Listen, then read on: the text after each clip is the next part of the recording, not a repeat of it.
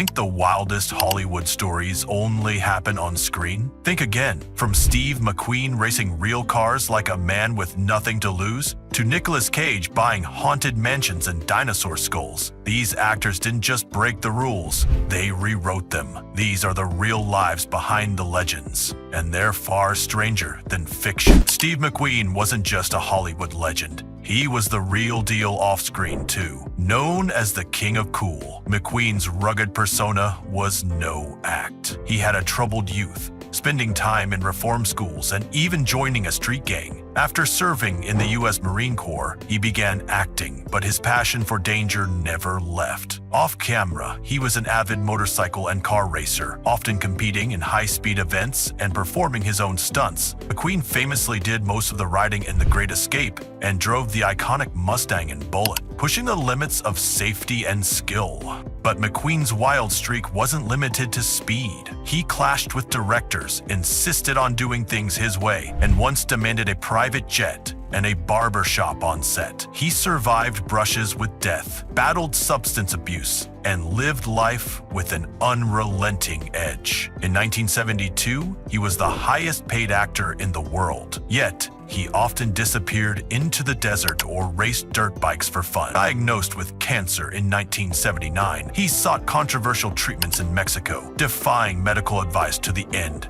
Steve McQueen didn't just play the rebel, he lived and died as one. Richard Harris, the Irish-born actor known for his powerful performances, lived a life that often overshadowed his most dramatic roles. Before becoming a star, Harris survived tuberculosis, trained at the London Academy of Music and Dramatic Art, and launched into stardom with This Sporting Life, 1963, earning an Oscar nomination. But his off-screen behavior quickly became legendary. Harris was known for his intense drinking, unpredictable public appearances, and a deep disdain for Hollywood's polished image. He once famously said he preferred pubs to premieres, and often proved it by disappearing for days in search of a good drink. Despite his wild lifestyle, Harris remained a fiercely intelligent and articulate performer, never losing his sharp wit.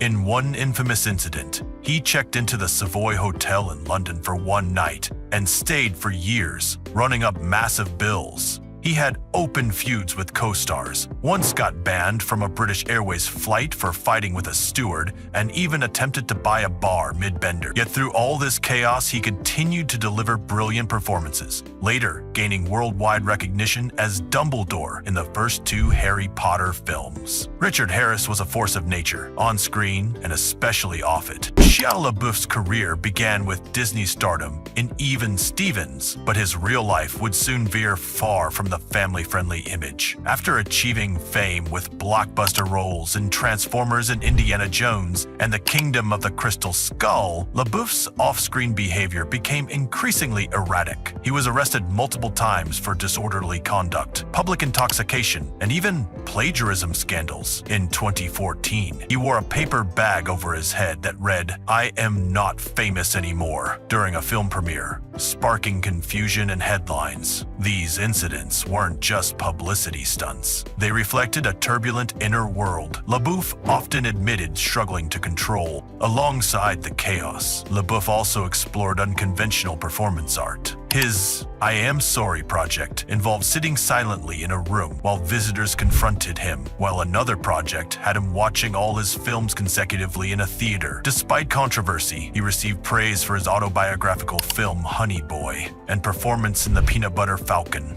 His life has been marked by trauma, artistic ambition, and public breakdowns, each step blending real pain with creative expression. Whether he's on set or in handcuffs, Shia LaBeouf remains one of Hollywood's most unpredictable and complex figures. Errol Flynn's life off-screen was every bit as wild and adventurous as the swashbuckling roles he played in films like Captain Blood and The Adventures of Robin Hood. Born in Tasmania in 1909, Flynn's early years were filled with mischief. He was expelled from multiple schools and dabbled in gold mining, smuggling, and even working as a fisherman and plantation overseer before ever stepping in front of a camera. When he arrived in Hollywood, his devil-may-care attitude and devilish charm made him a star almost overnight. But behind the scenes, he was known for his love of danger, women, and constant controversy. Flynn's personal life became tabloid fuel, especially in 1942 when he was tried and ultimately acquitted for statutory rape, a case that tarnished his reputation but oddly reinforced his bad boy allure. His addictions to alcohol and drugs were no secret, and his erratic behavior on set became increasingly problematic in later years. Despite this, he continued to captivate audiences, even as his health and career declined. He died at just 50, his body reportedly ravaged by decades of excess. Errol Flynn didn't just act like a rogue. He lived every day as one, blurring the line between performance and reality. Nicolas Cage, born Nicola Coppola, may come from Hollywood royalty, but his life has been anything but predictable. Determined to forge his own path, he changed his name to avoid nepotism and quickly built a reputation for intense, eccentric performances in films like Leaving Las Vegas, Face/Off, and Adaptation. But his off-screen life became even more legendary. Cage purchased bizarre items, including a haunted mansion,